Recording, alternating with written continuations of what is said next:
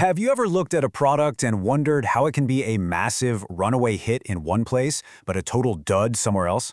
Well, today we're diving into one of the great modern business mysteries, the very strange case of Pepsi Max. It's a soda that took Europe by storm, but just completely flopped in the United States. I mean, just look at this contrast. In Europe, Pepsi Max is an absolute powerhouse. In some countries, it actually outsold classic Coke, but in America, it was practically a ghost. It could barely even grab 1% of the market. We're talking about the same core idea, the same company, so what on earth went so wrong? So, that's the big question, right? How is this even possible? Why would a product that should have been a total slam dunk in the US market fail so spectacularly? Well, the answer is a pretty fascinating story of some really strange decisions and, frankly, a lot of missed opportunities. Okay, so to get to the bottom of this, let's rewind the clock all the way back to 1993. See, to understand what went wrong in America, you first have to understand what went so incredibly right in Europe. This is where Pepsi literally wrote the blueprint for success. The first key to Pepsi Max's success was a huge innovation in taste.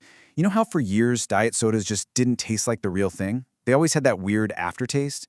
Well, Pepsi's R&D team basically cracked the code. They combined two sweeteners, Ace K and aspartame, and the magic was in how they worked together.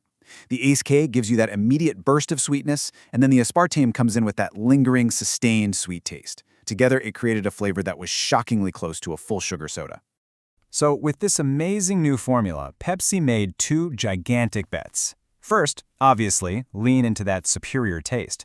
But the second bet was just as crucial, the branding. See, back then, diet sodas were pretty much seen as being for women. So to get young guys on board, Pepsi knew they had to create an anti-diet brand. They called it Max and launched it with all this high-energy, extreme sports marketing. Maximum taste, no sugar. It was just brilliant. Now, let's hop across the Atlantic and see what happened when they tried to bring this winning formula to the US. Or, what didn't happen. The formula was a hit, the branding was a hit, but there was one massive roadblock.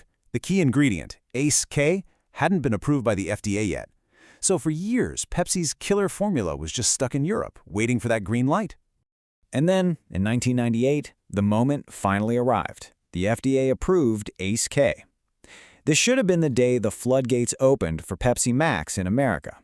But what happened next is just bizarre. Within 1 hour of the FDA's approval, Pepsi launched a new soda in the US. Not Pepsi Max, they launched Pepsi One. I really want to zoom in on this because this right here, this is what the whole story boils down to. Think about it. Pepsi had a proven winner, a brand and formula that was absolutely crushing it overseas. They get the regulatory approval they've been waiting 5 years for, and they choose to launch a completely different product instead. It makes no sense.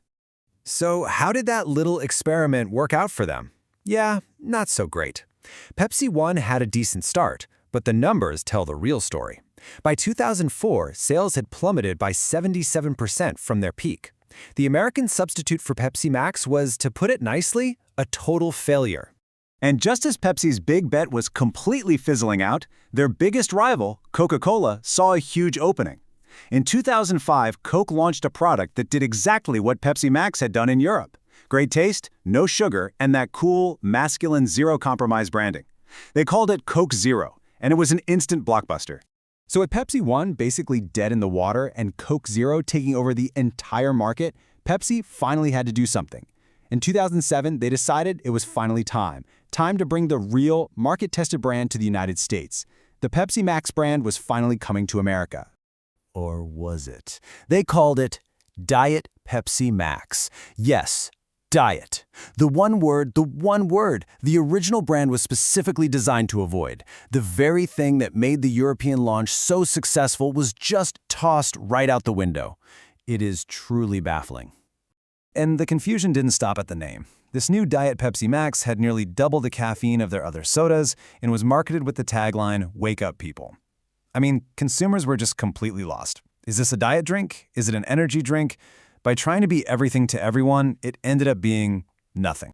So after a full decade of confusing names, failed branding, and just losing massive market share, Pepsi finally began the long, slow journey of correcting its own mistakes and getting back to that original winning idea from 1993. You can literally watch them walk it all back step by step. In 2009, they finally dropped the word diet. Smart.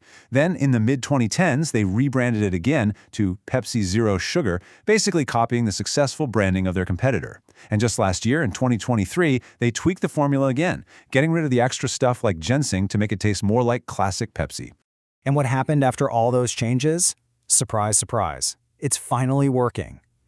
Recent data shows that Pepsi Zero Sugar is now growing at nearly double the rate of the entire zero sugar soda category. After decades of fumbling around, by finally sticking to the original playbook, they are actually starting to close the gap with Coke Zero. So let's circle all the way back to our first question. Why did Europe's favorite soda completely flop in America?